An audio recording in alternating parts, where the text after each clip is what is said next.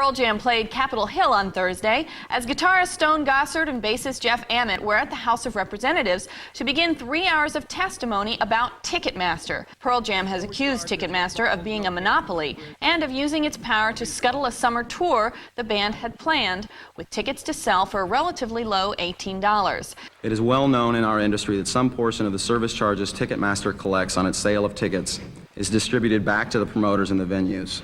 It is this incestuous relationship and the lack of any national competition for Ticketmaster that has created the situation we're dealing with today.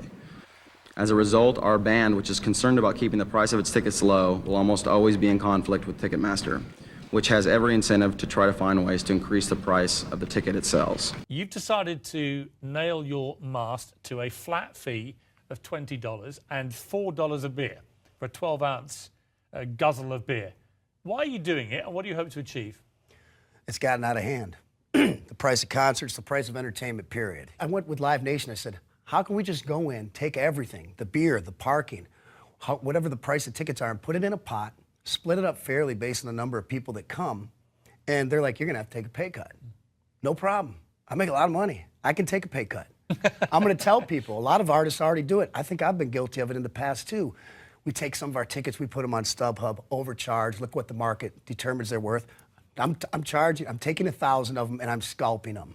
There were definitely times where certain surcharges were added. Like Ticketmaster really opened up a seriously confusing array of ways to rip off bands. Never mind the insanity of the charges they put on for the fans.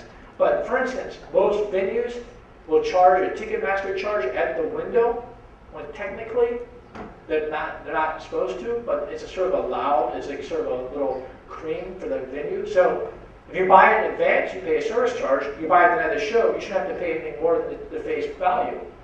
But Ticketmaster kind of says like, well, it's okay, you can do that. In 1993, we were playing really big venues, and we played in Kansas City. I put a sign up on the window of the front of the hall, and it said, people, there will be $1 extra charge on your ticket. Fugazi apologizes for the inconvenience. However, Fugazi does not apologize for Ticketmaster or the people who run this hall. And I put that in the window. And of course, they found that to be, yeah, they had a problem with that. And Anyway, a Democratic US lawmaker also criticised the company Ticketmaster. Ticketmaster's excessive wait times and fees are completely unacceptable, as seen with today's Taylor Swift tickets. David Cicilline wrote on Twitter. He added that the 2010 merger of Ticketmaster and Live Nation, which had Justice Department approval, should not have been allowed. It's no secret that Live Nation stroke Ticketmaster is an unchecked monopoly. He said. That wasn't me saying that. Oh my God. I would never cast such... but, you know, he said it. He's an expert. So a few bands used to make all the money and then it would go like this. There'd be a little bit of money for millions of other bands. And then with the advent of streaming and the internet and all this stuff and all this new music and new and fresh ways to connect with your audience, the idea was that Longtail was supposed to do this.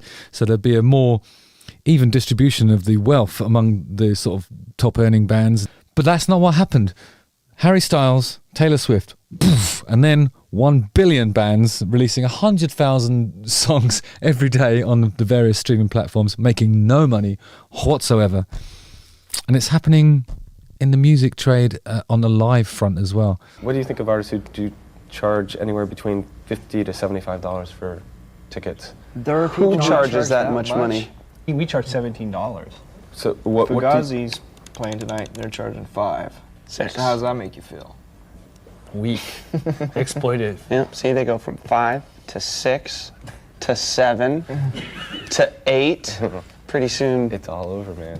Well, there's inflation. What with the Ticketmaster charge and. Posting on his Twitter, M Shadows took on the subject of dynamic pricing, tweeting, "If you think Ticketmaster sets the price of tickets, you're wrong. The artist does. If the supply is 52 stadiums but the demand is 900, you don't automatically deserve a ticket because you're a fan. Demand exceeded supply. Per dynamic pricing, artists have watched front row tickets go for 10, 20 times face value from scalpers, but see none of the upside. Ask yourself, is that fair? It may suck, but is it fair? Leave it to grandstanding politicians to get involved in something they know nothing about, and leave it to artists to shrug their shoulders and point the blame.